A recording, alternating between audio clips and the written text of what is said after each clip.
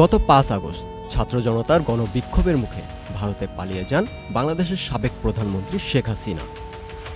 তখন থেকেই তার অবস্থান নিয়ে নানা গুঞ্জন ও আলোচনা চলছিল। যদিও ভারতের রাজধানী দিল্লিতে তার অবস্থান নিশ্চিত হয়েছিল, সাম্প্রতিক সময়ে উঠে এসেছে নতুন এক গুঞ্জন।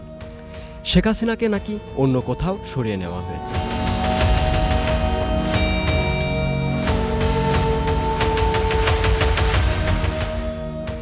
একাধিক নির্ভরযোগ্য সূত্র দাবি করছে শেখ হাসিনা এখন দিল্লিতে নেই, তবে তাকে ঠিক কোথায় সরানো হয়েছে তা নিশ্চিতভাবে বলা যাচ্ছে না। কেউ বলছেন তাকে ভারতের অন্য কোথাও নিরাপদ স্থানে স্থানান্তর করা হয়েছে, আবার কেউ বলছেন তিনি কোনো তৃতীয় দেশে চলে গেছেন।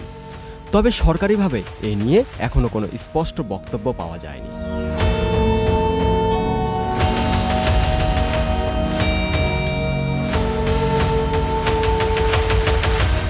সম্প্রতি দিল্লির কূটনৈতিক মহলে গুঞ্জন উঠেছে যে শেখ হাসিনার নিরাপত্তা নিশ্চিত করতে তাকে দিল্লির বাইরে নিয়ে যাওয়া হয়েছে। এই দাবির পেছনে বেশ কিছু কারণ দেখানো হচ্ছে। প্রথমত, দিল্লির কোনো হোটেল বা কূটনৈতিক এলাকায় তার উপস্থিতির বিষয় নিয়ে নতুন করে কোনো তথ্য পাওয়া যাচ্ছে না।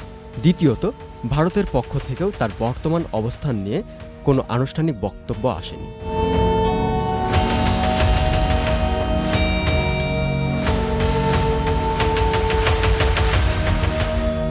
এদিকে আন্তর্জাতিক সংবাদ মাধ্যমেও এ নিয়ে আলোচনা শুরু হয়েছে। ভারতীয় সংবাদ মাধ্যমগুলোও বলছে বাংলাদেশের রাজনৈতিক অস্থিরতার কারণে শেখ হাসিনার নিরাপত্তা নিয়ে নতুন করে ভাবতে হচ্ছে ভারতকে। এই কারণেই হয়তো তাকে অন্য কোথাও সরিয়ে নেওয়ার সিদ্ধান্ত নেওয়া হয়েছে। তবে ভারতের পররাষ্ট্র মন্ত্রণালয় এই বিষয়ে কোনো মন্তব্য করেনি।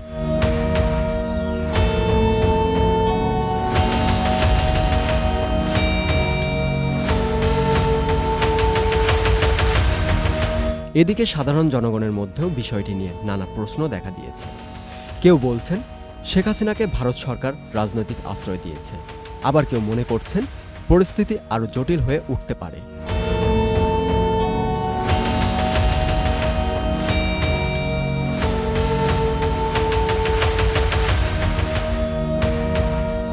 বাংলাদেশের রাজনীতিতে শেখ হাসিনা বরাবরই গুরুত্বপূর্ণ চরিত্র।